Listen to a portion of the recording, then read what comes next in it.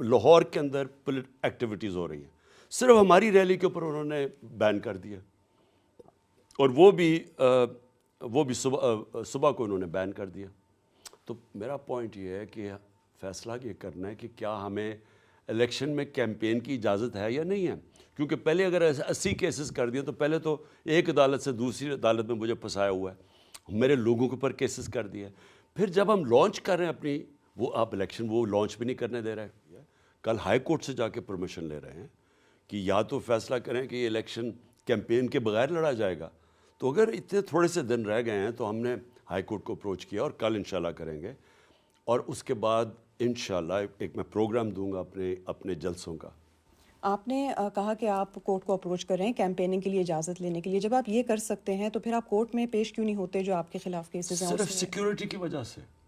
دیکھیں اس کی پریسیڈنٹ ہے ہندوستان کے اندر، جو ان کے ایکس پرائم منسٹر نسیما راؤ تھے، اس سے پہلے راجیو گاندھی تھے، انہوں نے عدالت کو کہا کہ اتنے زیادہ کیسز ہیں، کلب کر دیں ایک ہی جگہ پہ اور ادھر سیکیور کر دیں۔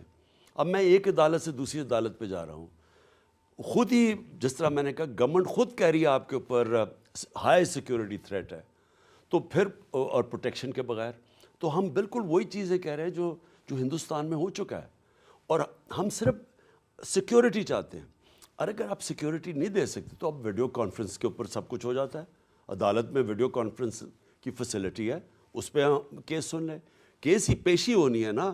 اگر آپ فزیکلی نہیں جا سکتے تو یہ کووڈ-19 کے دوران بہت دفعہ ورچوئل اپیرنسز ہوتی تھیں۔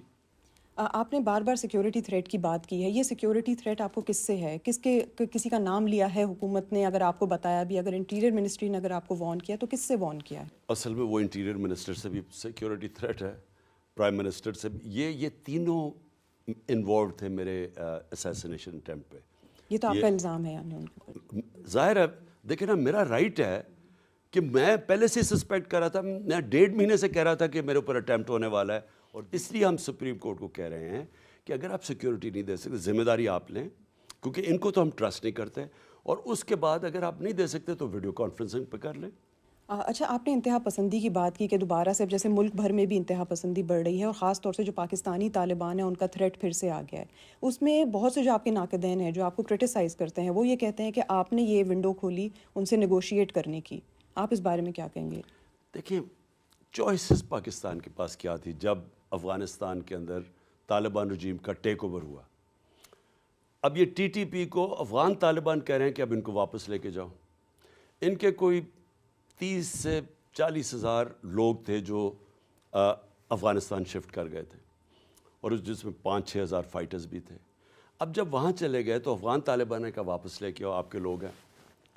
اب جب انہوں نے کہہ دیا واپس آئیں تو ہمارے پاس کیا چوائسز تھی؟ یا ہم ان کو کھڑا کر کے مار دیتے، سب کو قتل کر دیتے، یا ان کو ریہیبلیٹیٹ کرتے، اور تو کوئی تیسری چوائس نہیں تھی۔ ریہیبلیٹیٹ کرنے سے آپ کا کیا مطلب ہے؟ ریہیبلیٹیٹ کا مطلب یہ ہے کہ ان کو بڑی سسٹمیٹکلی ان کو معاشرے میں واپس لے کے آتے، مقامی لوگوں کی مشاورت سے اور ان کی مدد سے۔ لیکن مقامی جیسے سر لاسٹ ایئر بھی عمران خان صاحب جو خیبر پختونخوا ہے، یا جو پیریفرل ہم جن کو ایریاز کہتے ہیں، وزیرستان، یا ادھر بہت زیادہ احتجاج ہوا ہے اس بارے میں کہ ہم نہیں کسی بھی طرح سے پاکستانی طالبان کی پریزنس کو قبول کریں گے۔ میں کچھ اور کہہ رہا ہوں، میں کہہ رہا ہوں کہ جب افغانستان میں انہوں نے کہا کہ پاکستان کے شہری ہیں ان کو واپس لو، تو کیا کرتا پاکستان؟ یا تو پھر ان کو جیلوں میں ڈال دیتا، اور 35-40 ہزار لوگوں کی آپ بات کر رہے ہیں، ان کے بیوی بچے ملا کے، یا پھر ان سے کسی طرح کوئی سیٹلمنٹ کرتا ریہیبلیٹیشن کی۔ تیسری تو کوئی چوائس نہیں تھی۔ وہ آہستہ آہستہ مسئلہ بڑھتا گیا۔ پچھلی گرمیوں میں جب پہلی دفعہ پرابلم آیا تو ہمارے پختونخوا کی پی ٹی آئی کی گورنمنٹ تھی، انہوں نے اپروچ کیا فیڈرل گورنمنٹ کو کہ یہ بڑا مسئلہ بنتا جا رہا ہے، آپ انٹروین کریں۔ کوئی رسپانس ہی نہیں ملا۔